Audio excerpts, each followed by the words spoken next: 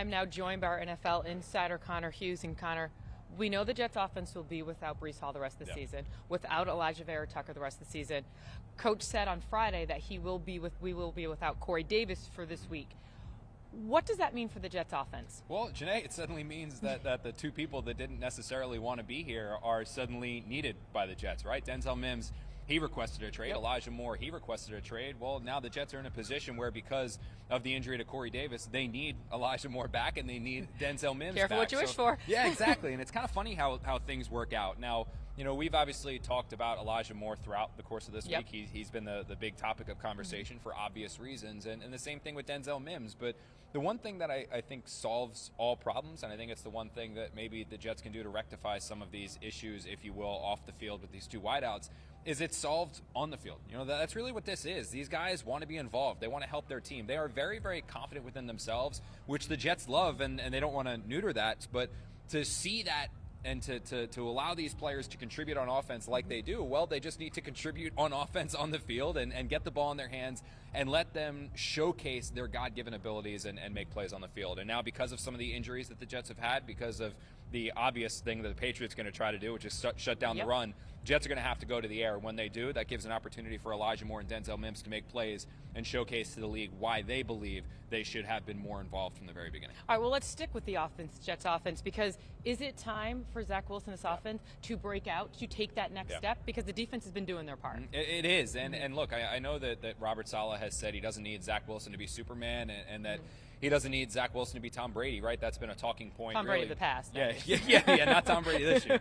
I know that's kind of been the talking point for really dating back to OTAs, minicamp, training camp, things like that. But I don't think it's being too critical, and I don't think it's being too harsh, and I don't think it's really groundbreaking news to say that the Jets need more from Zach Wilson. They have not been getting enough from Zach Wilson over the last 2 weeks. That fourth quarter against the Steelers, he was absolutely magnificent. I mean, I'll be honest, I think that's the best football I've ever seen Zach Wilson play, dating back to OTA's minicamp at any point in his rookie year, training camp practices, all that stuff. That was great, but it was one quarter. Yeah, and over the ensuing 2 weeks, we haven't seen that. If anything, we've seen an offense that was winning and gutting out victories and finding ways to have success in spite of their young quarterback. And you can't consistently win in spite of your quarterback. That's just not a recipe for success. The Jets have a great defense. They don't have the 2000 Ravens. They don't have the 85 Bears. That's not what the Jets have on the other side. Maybe someday, but not right now. So they need Zach Wilson to play better, and the hope is that he will as the schedule gets a little bit easier, because the Green Bay Packers, one of the teams he struggled with,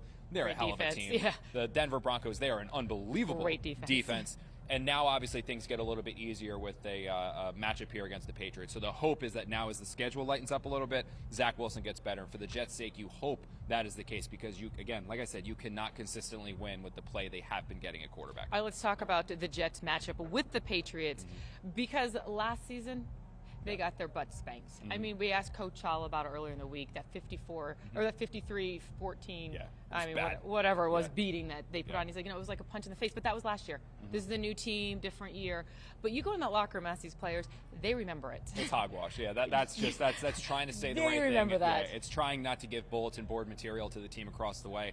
I can't stress enough how embarrassed the Jets were after that game. And look, anytime you lose a game by 40 points, anytime another team hangs a 50-burger on you, you're going to be upset. You're going to be annoyed. And keeps hanging and keeps putting it up on you. That's the thing, is that the Jets last year were a very young team, and you knew they were going to take their lumps as a result. But what the Patriots did to the Jets in that game, that wasn't just beating an opponent. That was taking it upon yourselves to embarrass a young, developing team. Throwing 40-yard passes up 30 points, I mean, that's just something that's Bush League. You don't do that in the NFL. It's Bill Belichick, though. Exactly. And I can and tell the Jets. Exactly. And I can tell you that every single person on that coaching staff, every single coach on that coaching staff, and every single player that was on that roster in 2021 that's now on the roster in 2022, they remembered it. And they are absolutely looking to settle a score. They are absolutely looking to get even. And these are not the Patriots that you know. They're not the Patriots I know. They're not the Patriots that you know. This is a team that has their issues. This is a team that isn't the same on defense, offense, special teams. I mean, they have a special teams coordinator and a defensive coordinator masquerading as an offensive coordinator for this team. So the Patriots are not without their problems. This is an opportunity for the Jets to go out there and get even and settle the score. And I promise you, that is what they are looking to do. And I promise you, that is the rallying cry for this team. They don't want to just beat the Patriots. They want to beat the hell out of the Patriots. And they'll be wearing their black helmets, black uniforms, which I cannot wait to see. I'm a fan of that. I like when the Eagles go black on black. I like when the Ravens go black on black, and I'm very fascinated to see the team I cover going black on black. Yeah, It's gonna be and fun. the black helmets, can't wait to see. All right, for Connor Hughes, I'm Jeane Coakley.